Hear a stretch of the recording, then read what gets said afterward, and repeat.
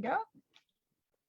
Hey, welcome to your weekly training here in Get Started and Retire Early Through Real Estate Investing. So my fellow investors in here, I just love giving you guys tips and tricks and everything that I could possibly give you to avoid any kind of major mistakes here in real estate investing, because I've seen quite a bit of them.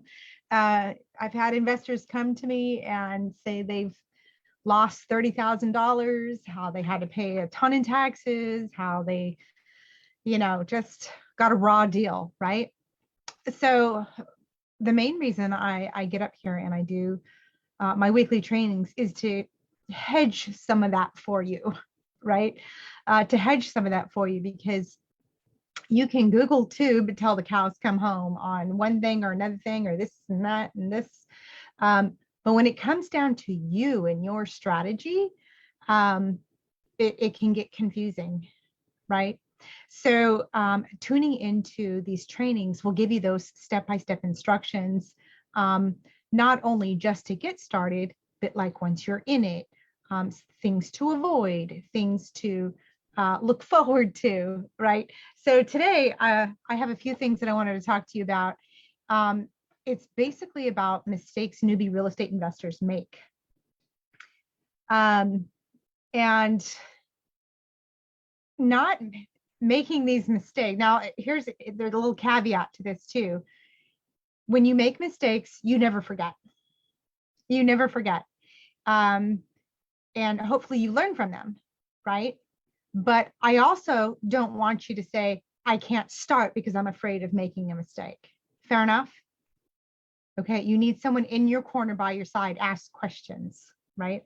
So mistakes that typical newbie investors make is they think they have a good deal.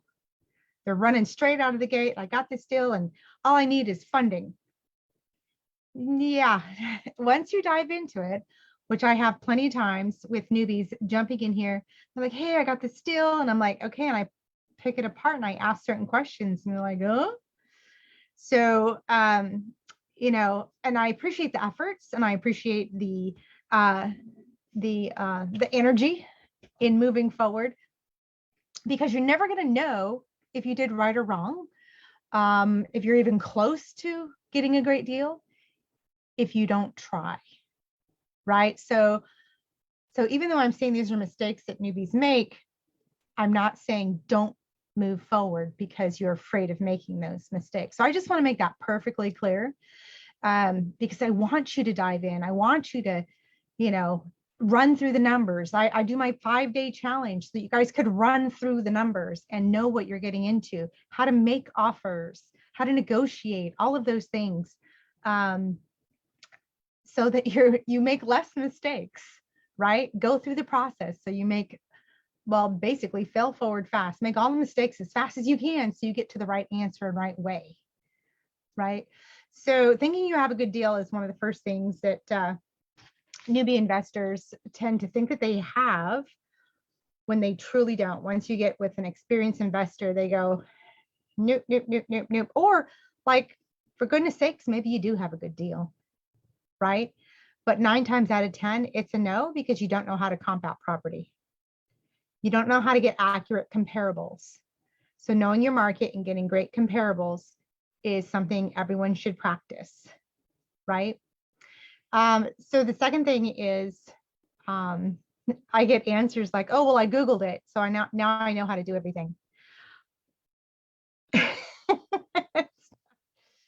Yeah, that is, so it's an idea, it's a situation, but it's not, until you've tied your shoes, right? Someone can show you on a video how to tie your shoes. But if you've never tied your shoes before, you'd be sitting there going, how did they do that again? Like, you'd watch it over and over and over again, right? So you don't get it the first time, and you're trying to get experience doing it. So that's actually the ticket right there, is the experience when you're actually doing it. So if you're watching real estate investing videos, going, maybe I'll do this, maybe I'll do that, maybe I'll do this, or how do you do that? And all of those Google tubing ideas, you have no experience to attach to it. So it's harder to learn what it is. And this is why you need someone in your corner by your side, right? So you stop Google tubing all of this stuff and you actually take action and move forward. Tie the shoe. Success, right? Then put the bunny ears together and tie the shoe. And then this third thing here is once you actually get into a transaction or try to be in a transaction, you don't really understand the timeline and what it takes. Like you've got to move. You've got to move. Escrow moves and there's contingencies to be met. Did you write those accordingly? Did you keep yourself safe? So that should have been another one I added too, was contracts. You don't know how to write contracts. Contracts are meant to keep you safe. And through this whirlwind of craziness that's gone on of home buyers, they've been waiving contingencies, waiving appraisals, waiving inspections, waiving anything, and just go, here, take all my cash, I'll take your lemon. That's basically what's been happening. Now we're course correcting a little bit now in the past couple of months, but I saw so much of that this last couple of years, it just made my heart sink. Never, ever, ever waive contingencies. Okay, you have to have inspections of some sort, even if it's a good friend of yours that's a handyman or someone who really knows or has done some stuff before, right? At the very least, have someone like that walk through, at the very least. But definitely a pest inspection will guide you in a professional manner. Having a contractor walk through, those things will keep you extra safe, right? Third party scope of work. And then those of you that use realtors, you're using realtors that don't invest, right? You're just like, well, I got this friend and blah, blah, blah. Well, that's great. But if they don't understand where you're coming from as an investment, believe it or not, realtors don't know about real estate investing. I would say it's close to about 95% of realtors do not understand. They're just in it for the commission check.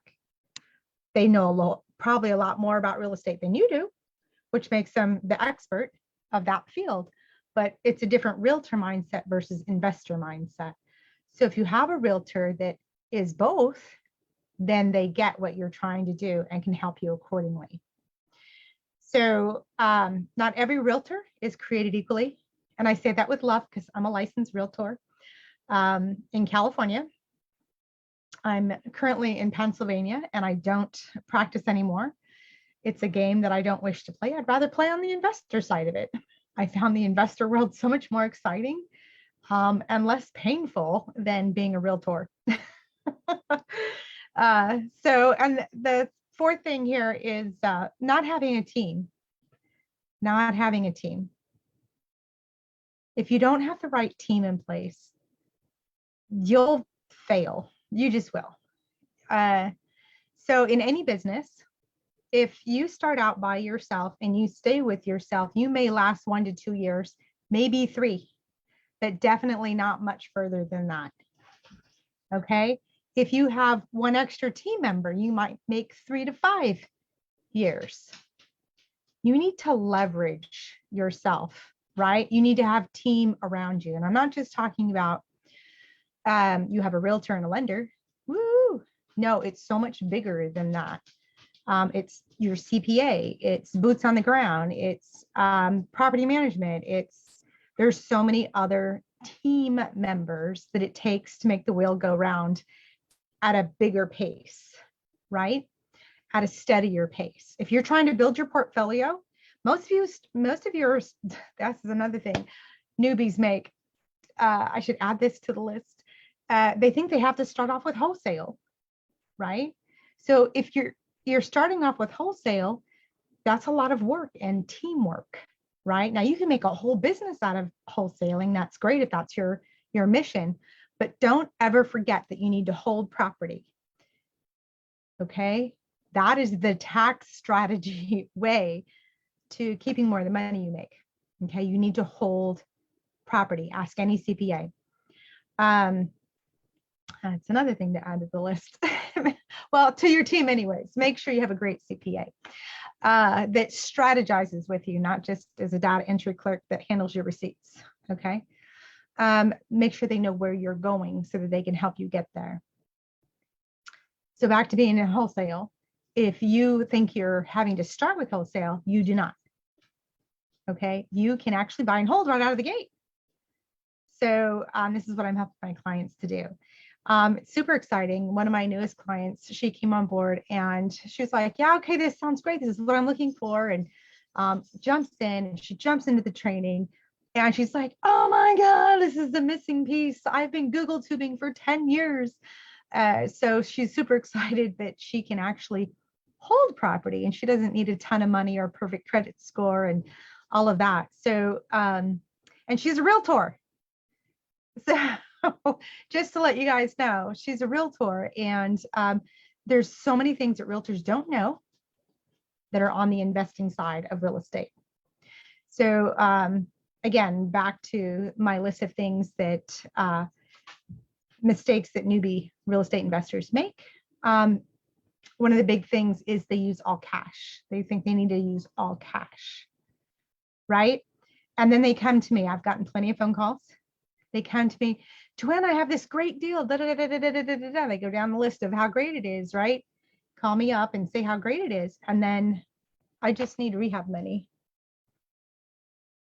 They put all of their savings and purchased a property all cash so that they can get the property, the perfect property. And now it's just sitting there because they don't have the money to rehab it.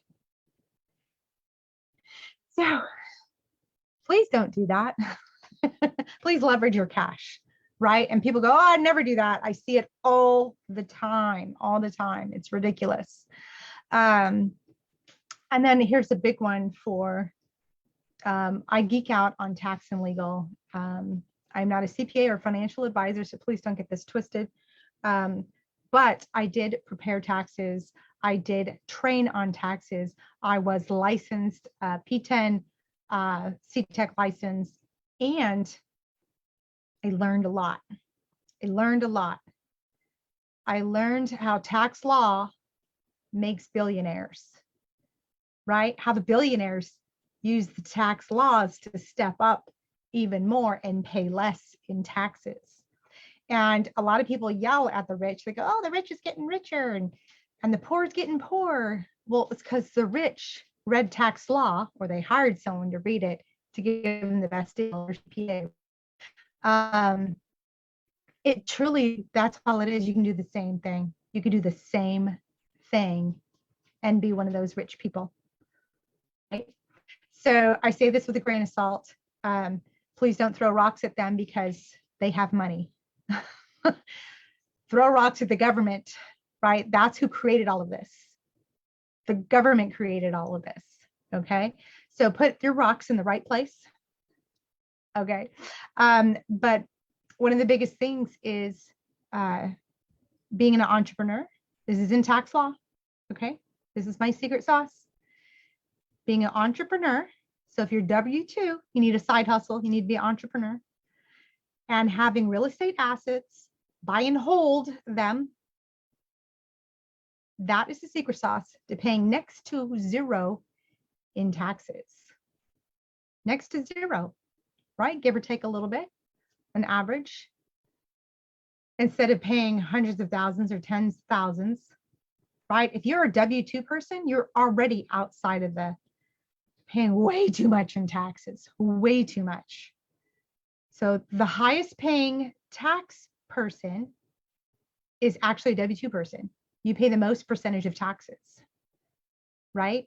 And the more you get towards entrepreneur and business, you pay the least amount of taxes. Isn't that crazy? But you make more money. I know. So this is how the game works. Just jump on and learn the game, get out of the rat race, and start making the moves that have already been set in front of everybody. You just need to know which moves to take according to you. And this is what I help my clients to do, is to get a plan, how to retire early through real estate investing. So you basically can go live your life, go follow your passions, right? My youngest retired student, 28 years old, at 28 years old, totally retired, totally different life, following, every passion to his heart to be able to have a whole different life, having cash flow for multiple properties across the nation, who started with not knowing a lick of real estate, retired in 5 years. Okay. Do you understand real estate assets and taxes? You could do the same. So get in the corner with someone who has this knowledge in your corner by your side. Get a plan. You can, if you want a plan, type plan in the comments, and I'm happy to jump on a call with you and really deep dive into how this works for you, right? So I do it customized, specific, and it's real so I always say I'm the mad scientist, right? I wanted to be a mad scientist when I was a young girl. And I say mad scientist because I watched as a kid this cartoon. It was a scientist, and who'd put potions together and go, I want to change the world. And I go, I want to do that. I want to do that. And real estate gives me that opportunity. So I'm super creative when it comes to real estate investing.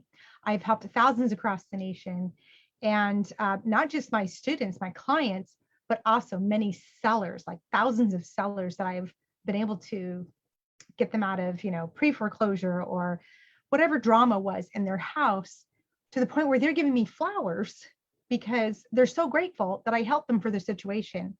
So none of this has to be salesy or crazy or knocking them in the knees with Guido prices, trying to get them to take the lowest price. There's other ways to help sellers out of their headache. And this is what I help my clients to understand: the seller, so they can close on more property with less money, right? Create their retirement plan. Because I don't think there's been one person that's jumped on a call with me and knew exactly what their retirement plan was. So I invite you to a call, type plan in the comments, and I'm happy to jump on a call with you. Meanwhile, enjoy the guides section where there's additional trainings for your viewing pleasure, talking about different strategies and tips and tricks for real estate investing. So I'll see you the next training. Bye.